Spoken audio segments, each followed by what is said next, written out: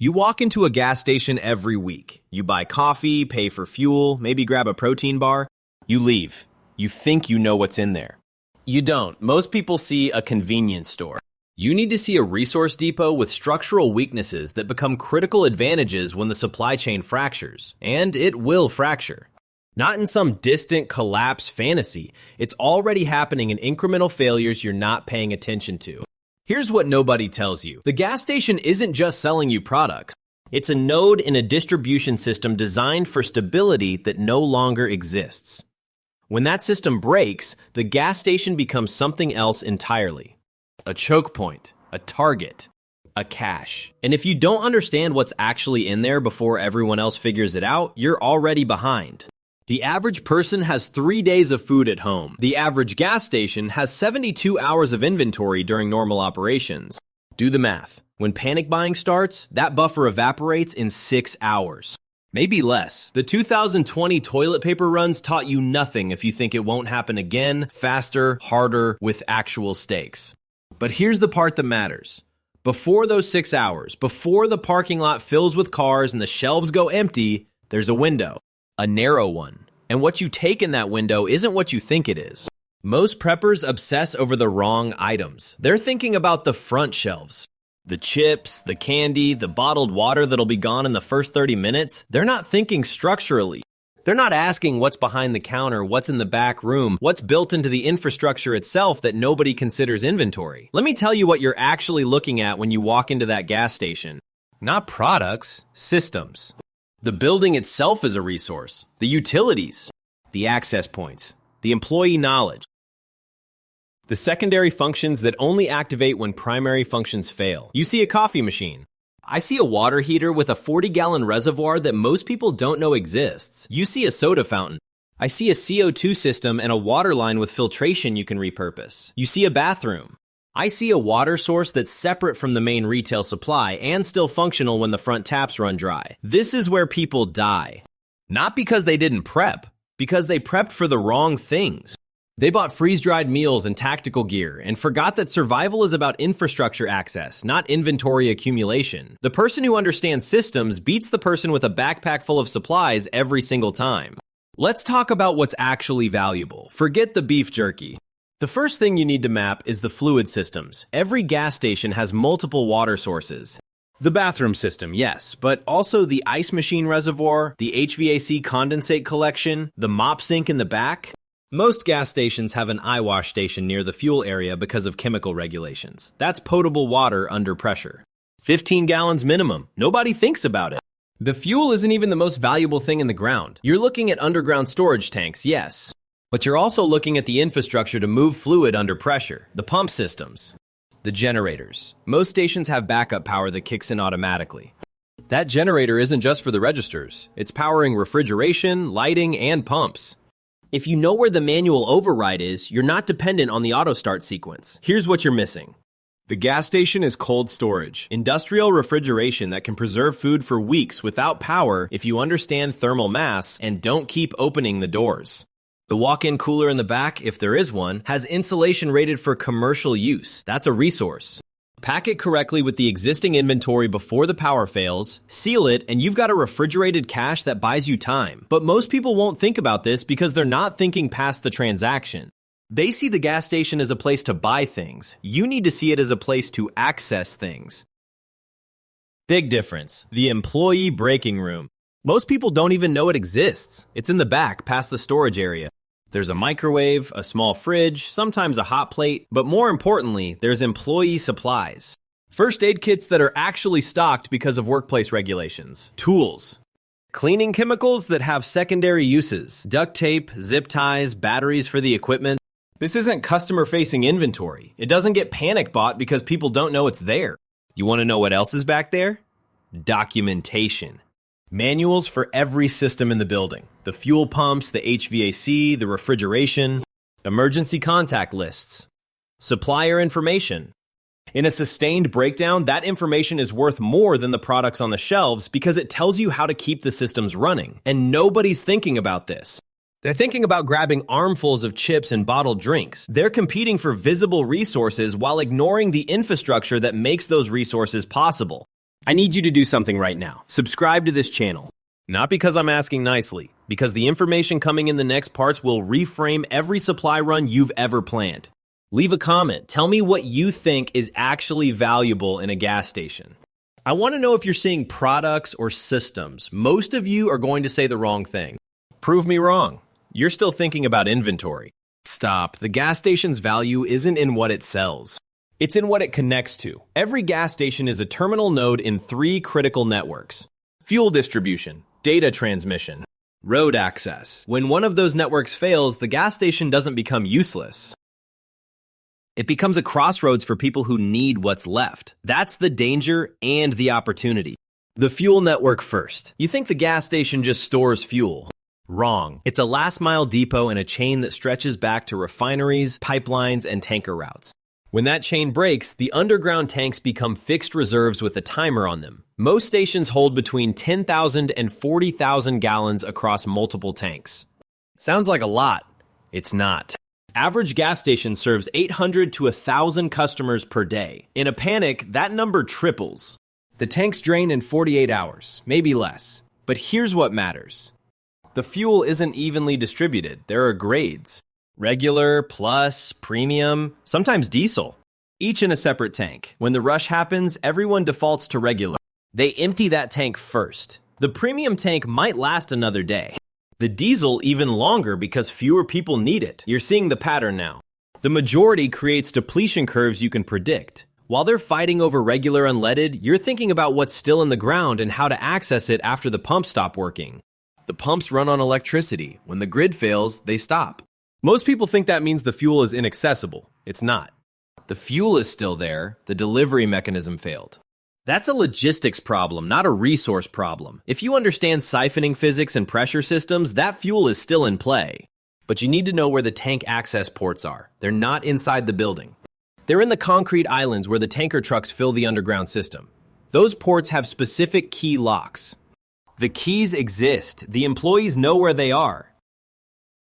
This is the part nobody wants to hear. The infrastructure is accessible if you know what you're looking for. And in a sustained collapse, someone will access it. The question is whether you understand the system before someone else does. Now the data network. Every modern gas station is a digital node. Point of sale systems, inventory tracking, credit card processing, surveillance. When the internet goes down, those systems don't just stop. They go into local mode. The cameras keep recording to local storage. The inventory system keeps logging. The register has a backup database. Why does this matter? Because information is a resource. The surveillance system has days or weeks of footage showing traffic patterns, customer behavior, delivery schedules. If you're trying to understand what happened in the early hours of a breakdown, that footage tells you. It shows you who came, what they took, where they went. It shows you the panic timeline. The inventory system tells you what was delivered when. Delivery schedules are predictable. Trucks come on specific days. If you know when the last delivery was, you know how stale the current inventory is. You know what got restocked and what didn't. That's operational intelligence. But most people don't think like this. They think about grabbing stuff and leaving. They're not extracting information. They're not mapping patterns. And that's why they make mistakes that cost them later. The road network is the third system. Gas stations don't just appear randomly. They're placed at specific points based on traffic analysis.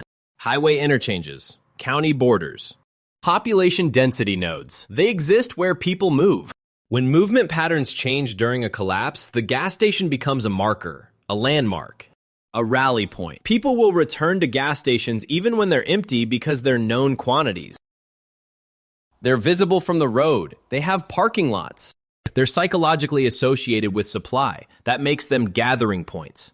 And gathering points become conflict zones. You need to decide now whether you're going to be there when that happens or whether you're going to extract what you need before the crowd arrives. This isn't a moral question, it's a timing question. Let's talk about the physical structure. Gas stations are built to withstand specific threats. Fire, mostly. Fuel storage regulations require concrete, steel, fire suppression systems. That's not just for safety, it's for durability. The building is harder than it looks. The materials are industrial grade. The windows are usually plate glass, easy to breach. But the doors are often reinforced because of robbery concerns. The back doors especially, steel frames, commercial locks. The roof is accessible via exterior ladders in most designs. The fuel canopy has structural supports that are anchored deep because of wind load calculations. Why am I telling you this? Because if you need to defend a position or breach a position, you need to understand what you're actually dealing with. The gas station isn't a house, it's a commercial structure with different vulnerabilities and different strengths. The fire suppression system is another resource nobody thinks about. There's a main shutoff, usually near the employee area. There's a sprinkler system with its own water reservoir. There's a foam suppression system for the fuel area.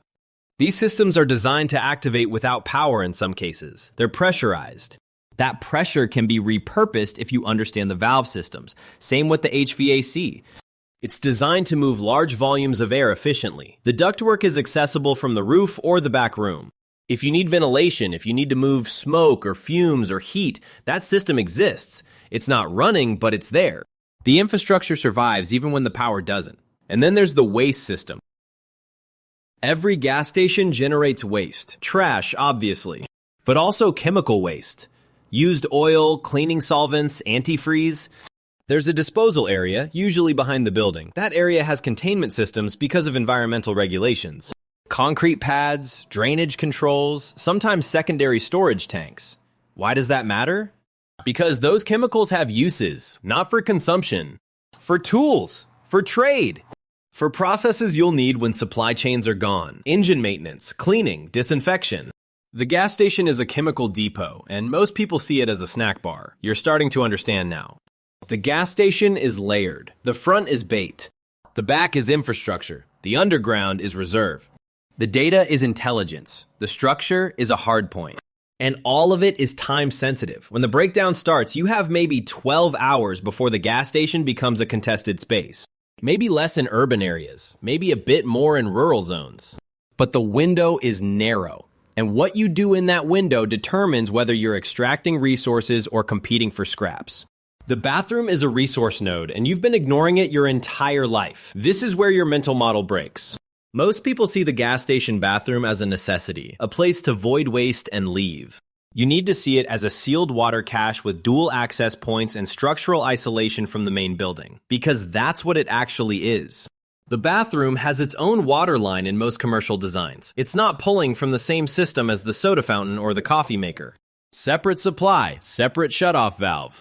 Why? Plumbing codes. Health regulations. The bathroom water has to meet different standards and be isolatable in case of contamination. That means when the main water system fails or gets compromised, the bathroom line might still be functional. The toilet tank holds anywhere from 1.6 to 3 gallons depending on the model. Older stations have the older high-capacity tanks. That's clean water.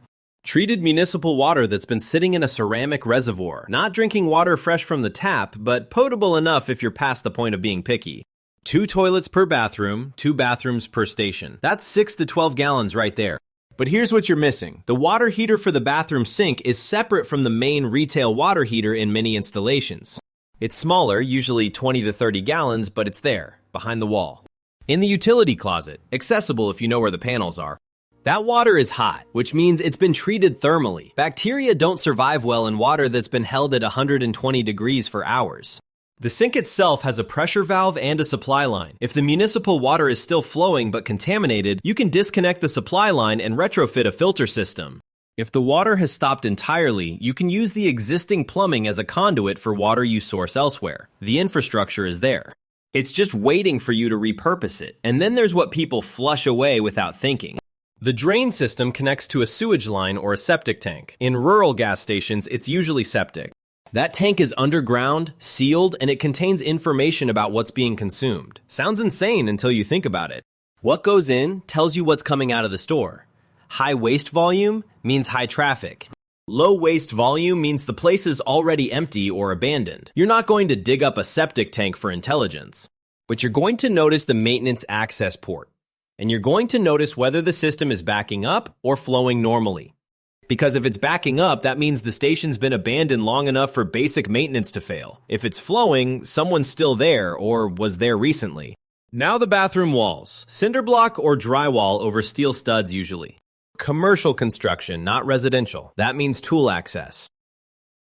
The toilet paper holders are bolted. The paper towel dispensers are locked. The locks are simple. The bolts are standard. If you need metal hardware, it's there. If you need fasteners, it's there. People don't think of bathroom fixtures as salvage material. They should. The mirror is useful, not for vanity. For signaling, for reflection-based surveillance. For solar ignition if you're desperate and the geometry works. The soap dispensers are plastic reservoirs with mechanical pumps. The soap itself is a surfactant. You can use it for cleaning, obviously, but also for lubrication, for breaking surface tension, for mixing with other chemicals. The bathroom door is usually solid core with a commercial lock. That lock is better than most residential locks. It's designed to withstand abuse from drunk people and angry customers. It has a privacy function and an emergency override. The override is usually a small hole that takes an Allen key or a screwdriver. That means it can be locked from the outside if you know the mechanism. Useful if you're trying to secure a space. The ceiling tiles are removable. The space above the ceiling is accessible. In most commercial bathrooms, that space contains ductwork, wiring, and sometimes plumbing for the floor above if there is one. More importantly, it's a crawl space, a hidden route, a storage area. Nobody looks up when they're panicking. Let me be clear about what I'm telling you. The bathroom isn't just a bathroom. It's a modular subsystem with water, waste management, structural isolation, and tool potential. When you walk past it on your normal gas station run, you're walking past a survival cache that most people will never think to access. And it gets better. The bathroom is usually in the back corner of the building. That's not random, it's architectural efficiency. Plumbing costs less when it's centralized, but it also means the bathroom shares a wall with the storage area or the employee break room. Knock through that wall and you've created an internal access route that bypasses the main retail space. Useful if the front is compromised. The vent system in the bathroom connects to the roof. It's required by code to prevent sewer gas buildup. That vent is a 12-inch or larger pipe running vertically. It's not designed for climbing, but it's there. And if the roof is your only exit or entry, that pipe is a landmark. You can find it from above because it's marked. You can use it to orient yourself. The floor drain in some bathrooms is another detail. It's designed to catch overflow and prevent flooding, but it's also a direct connection to the underground drainage system. If you need to dispose of something liquid, if you need to access the subterranean network, that drain is your port. Most people see a drain. You need to see a connection point. Here's the test. Next time you're in a gas station bathroom, don't just use it and leave. Look at it. Map it. Where's the water shutoff? Where's the heater access panel? What's behind the ceiling tiles? How thick are the walls? What's the lock mechanism on the door? How many gallons in the toilet tank? You won't need this information today. You'll need it when the bathroom becomes more valuable than the front counter. And if you're not mapping it now, you won't remember it when it matters. The bathroom is a microcosm of the entire gas station philosophy. It's hiding resources in plain sight. It's structurally independent. It's psychologically ignored. And it's waiting for someone who understands systems to activate it. The storage room is where the gas station shows you what it actually is. Not a store, a warehouse with a retail facade. You've never been in the back. You're not supposed to be. There's a door marked employees only, and you've been trained your entire life to respect that boundary. That training is going to cost you.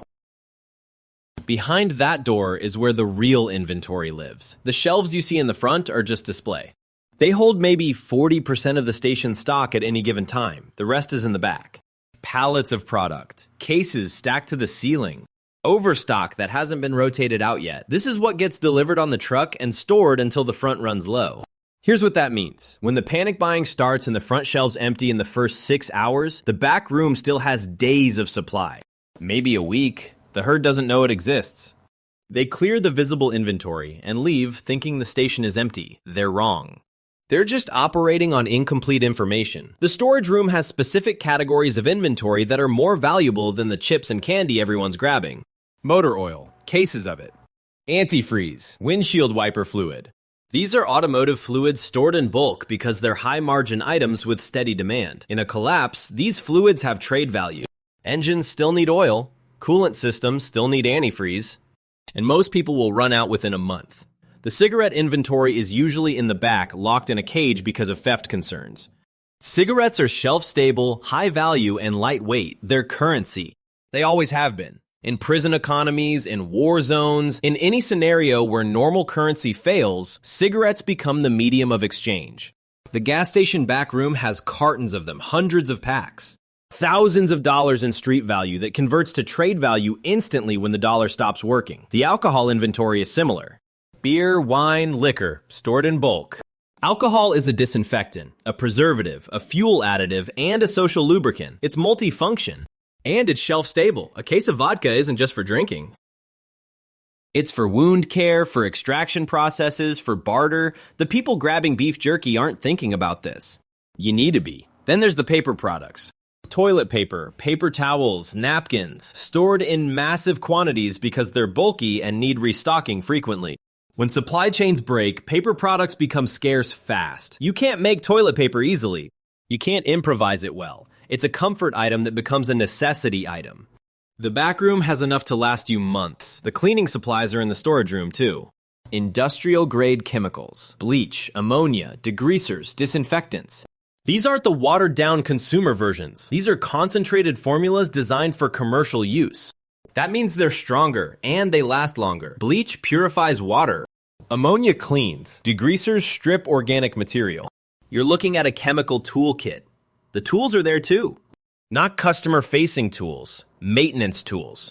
Mops, brooms, squeegees, obviously, but also scrapers, wrenches, pliers, screwdrivers. Basic hand tools for repairs and upkeep. There's a ladder. There's probably a dolly for moving heavy loads. There's a utility knife. There's duct tape and zip ties and bungee cords. This is infrastructure maintenance inventory, and it's just sitting there. The employee lockers are in the back too. Personal storage for the staff. This is where it gets interesting. People keep things in their lockers. Jackets, snacks, phone chargers, sometimes medication, sometimes money, sometimes personal protection. You're not looting employee belongings. You're recognizing that in a total breakdown, those lockers contain randomized supplies that might be exactly what you need. The break room I mentioned earlier connects to the storage area. Microwave, fridge, coffee maker, but also the employee schedule, the contact list. The emergency procedures binder. That binder is gold. It has phone numbers for managers, suppliers, repair services. It has instructions for every system in the building. It has evacuation routes and emergency shutdown procedures. It's a manual for operating the gas station when things go wrong. The electrical panel is usually in the back. Main breaker.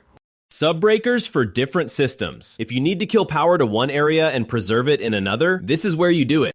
If you need to reset a tripped system, this is where you do it. The panel is labeled. It tells you what controls what. Learn to read it. The HVAC access is in the back too. Furnace, air conditioning, ventilation controls. These systems are mechanical. They have filters that need changing. They have belts that need tension. They have parts that can be salvaged. If you understand HVAC basics, you can keep the building's climate control running longer than it's supposed to run. And then there's the security system hub. DVR for the cameras. Monitor showing multiple feeds. Alarm panel. This is the nervous system of the building. The cameras show you what's happening outside without exposing yourself. The DVR stores footage you can review. The alarm panel tells you which doors and windows are secure. If you control the back room, you control the information flow. Here's what nobody's thinking about. The back room is defensible. It has fewer access points than the retail floor. It has solid walls. It has lockable doors. It has supplies concentrated in one area. If you needed to hold a position inside a gas station, you wouldn't hold the front, you'd hold the back. And you'd control access to the supplies. The retail floor is glass and visibility. The back room is concrete and control. One is designed for customers. The other is designed for function. In a collapse, function beats aesthetics every single time. You want to know the real asymmetry? Most people have never worked retail. They don't know what's in the back. They don't know how much inventory is actually there. They don't know the layout. They'll fight over the scraps in the front while you're extracting strategic resources from the back.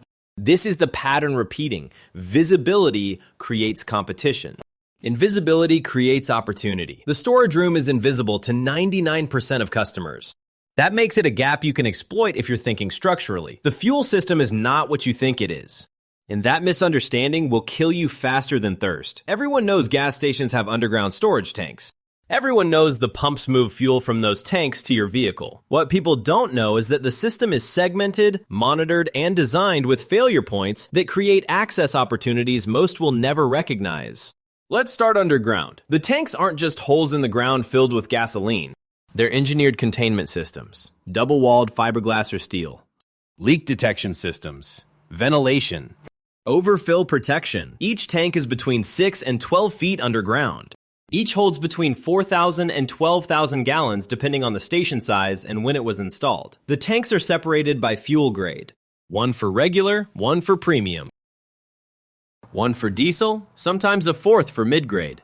They're not connected. Each tank has its own fill port where the tanker truck connects. Each has its own pump line running to the dispensers above ground. That segmentation is the key. When fuel deliveries stop, the tanks don't empty simultaneously. They empty based on demand patterns. Regular goes first because that's what most people buy. Premium lasts longer. Diesel lasts longest in many areas because fewer vehicles use it. That's a predictable depletion curve. You can time your access based on what's being drained. But here's what matters. The pumps above ground are electric. They require power to create the suction that pulls fuel from the tanks. When the grid fails, the pumps stop. Everyone assumes that means the fuel is locked down. It's not locked, it's just not being pumped. The fuel is still there. Gravity doesn't stop working. The tanks are underground. The fuel is under the station. If you can access the tank directly, you bypass the electric pump system entirely. This is where the tanker truck fill ports come in. Those ports are on the concrete islands in the fuel pump area. They're covered by metal caps, usually locked or bolted down. The tanker truck driver opens them, connects a hose, and gravity feeds fuel into the tank. It's a passive system. No electricity required for the fill process, which means the same ports can be used to extract fuel if you have the right equipment. You need a manual siphon pump or a gravity feed system. The port access caps can be removed with basic tools. The fuel is right there, 12 feet down. You're not trying to pump against gravity from the retail side. You're accessing the tank from the fill side where gravity works with you, but there's a problem. The fill ports have vapor recovery systems and overfill prevention. Those systems are mechanical and designed to shut off flow under certain conditions. You need to understand how they work or you're going to trigger a shutoff and think the tank is empty when it's not. The overfill prevention is usually a float system. When the tank reaches a certain level, a float rises and closes a valve. If you're trying to extract from a tank that's below the float threshold, the valve stays open. If the tank is full or near full, you might need to manually override the float mechanism. That requires getting into the tank access pipe, which is hazardous. Fuel vapors are heavier than air. They concentrate in enclosed spaces. They're flammable at low concentrations. This is not a casual operation.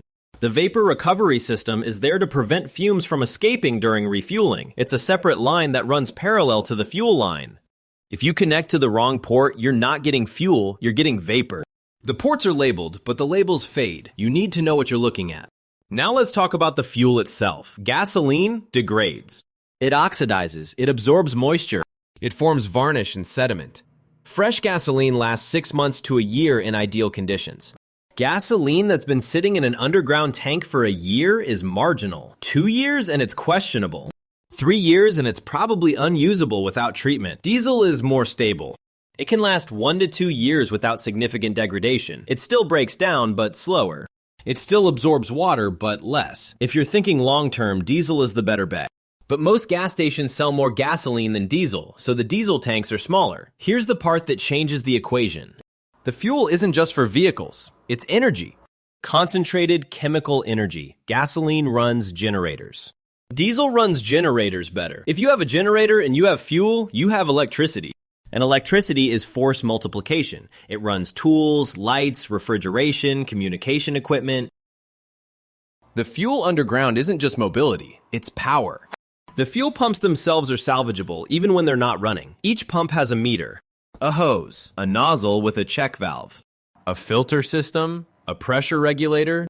These are components. If you're trying to build a manual fuel transfer system, these parts are engineered for fuel handling. They're better than improvising with hardware store supplies. The pump housing is also worth understanding. It's weatherproof, it has internal wiring and control boards. Those boards are fried if there's been an EMP or major power surge, but the mechanical components are fine. The valves, the seals, the fittings. If you're scavenging for parts, the pump island is a gold mine. And then there's the fuel delivery truck schedule. The tankers come on a regular rotation. Every 2 to 4 days for busy stations, once a week for slow ones. The last delivery date tells you how fresh the fuel is. The delivery logs are in the back office. If you know when the last truck came, you know how much time you have before the fuel starts degrading. But here's the real calculation. In a prolonged collapse, fuel becomes finite. The refineries stop running. The pipelines stop flowing. The tankers stop delivering. Every gallon in the ground is part of a fixed supply that's draining and degrading. The question isn't whether you can access it. The question is whether it's worth accessing or whether you're better off saving your effort for systems that don't have an expiration clock. Fuel is a trap. It feels valuable. It is valuable. But it's not renewable. It's not sustainable. It's a temporary advantage that creates dependency. If you're building your survival strategy around fuel access, you're building on sand. The fuel will run out. The infrastructure to refine more will be gone. And you'll be stranded. So why am I telling you about the fuel system? Because everyone else is going to fixate on it. They're going to fight over gas pumps.